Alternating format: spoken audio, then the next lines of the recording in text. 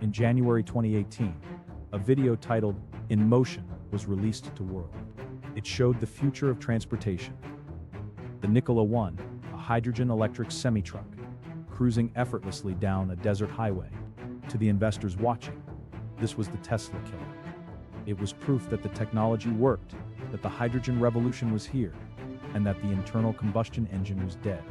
The stock market would eventually devour this footage, driving the company's value to the stratosphere. There was just one small, catastrophic detail that nobody noticed at the time. The truck didn't have a working motor. It didn't have a fuel cell. It didn't even have a drivetrain. The truck was being towed to the top of a remote hill in Utah with a low grade. The brakes were released, and the vehicle was simply rolling. The video was a masterclass in camera angles and editing, designed to hide the fact that this multi-billion-dollar prototype was powered by nothing more than gravity. This wasn't engineering, it was theater. And it was the foundation of a $34 billion lie. At the center of this theater was Trevor Milton.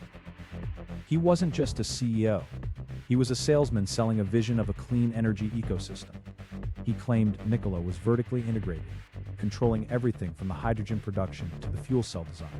In 2020, through a SPAC merger with VectoIQ, Nikola went public. The market, hungry for the next Elon Musk, went into a frenzy. In a matter of days, Nikola's valuation skyrocketed, eclipsing Ford Motor Company. A company with a century of history and millions of cars on the road was suddenly worth less than a startup that had generated practically zero revenue. The disparity was absurd. At its peak market cap of $34 billion, Nikola's actual income was comical. In the first half of 2020, they brought in just $80,000. And the kicker? Most of that money didn't come from selling trucks or hydrogen. It came from installing solar panels on Trevor Milton's own house. Yet the narrative was so strong, the FOMO so intense, that even the titans of industry were blinded. General Motors, the giant of Detroit, looked at this house of cards and decided they wanted in. On September 8, 2020, the validation came.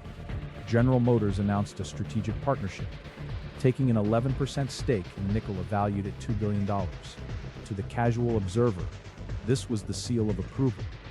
If GM vetted them, it must be real, right? But forensic analysis of the deal reveals a different story. GM didn't pay cash. They paid in services and access to their own parts. They were protecting themselves, essentially using Nikola as a customer for their own batteries and fuel cells. They weren't buying the technology.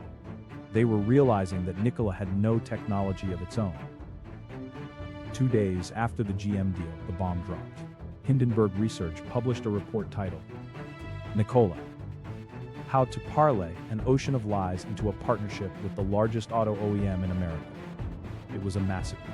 The report detailed the fake videos, the exaggerated tech claims, and the deception regarding the Badger pickup truck, which Milton claimed was built from the ground up, but was actually just a mashup of existing GM parts.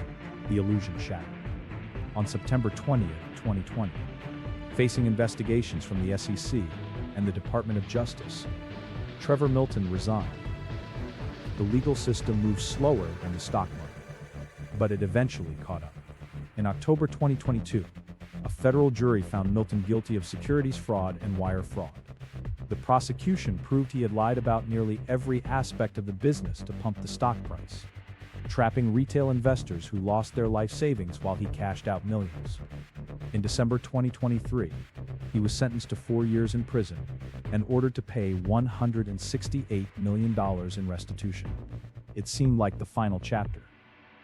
Justice had been served. Or so we thought. While Milton fought his legal battles, the company he left behind entered a death spiral. They tried to pivot. They actually managed to build some trucks using Iveco chassis and third-party parts. But the curse of the move fast and break things culture remained. In August 2023, a series of battery fires forced a massive recall of every single electric truck they had sold.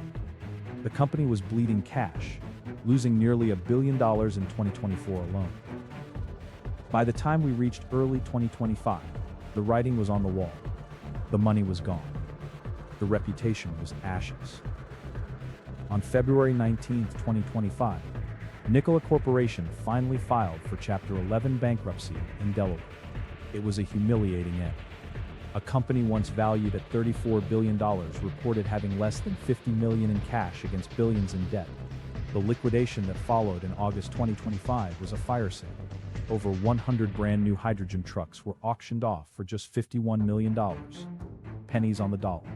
The intellectual property, the supposed revolutionary tech, was sold for less than $4 million. The Nikola dream was dead and buried. But here is where the story takes a turn that no forensic accountant could have predicted. In March 2025, while out on bail pending appeal, Trevor Milton received a total pardon from President.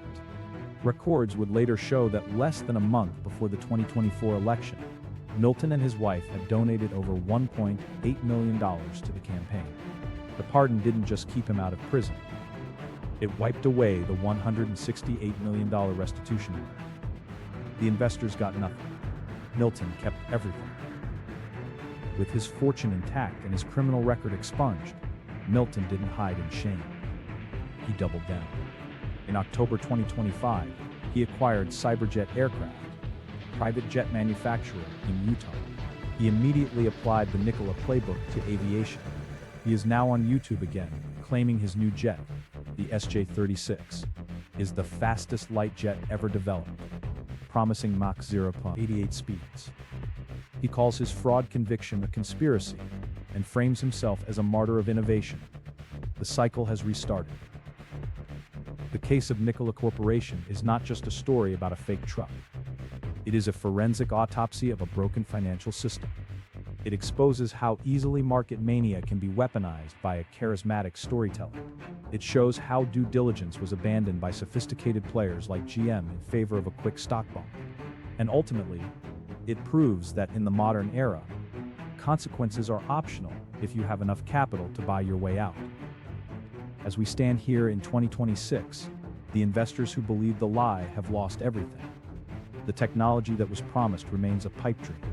But the man who orchestrated the gravity-powered illusion is flying high, quite literally, in his new jet.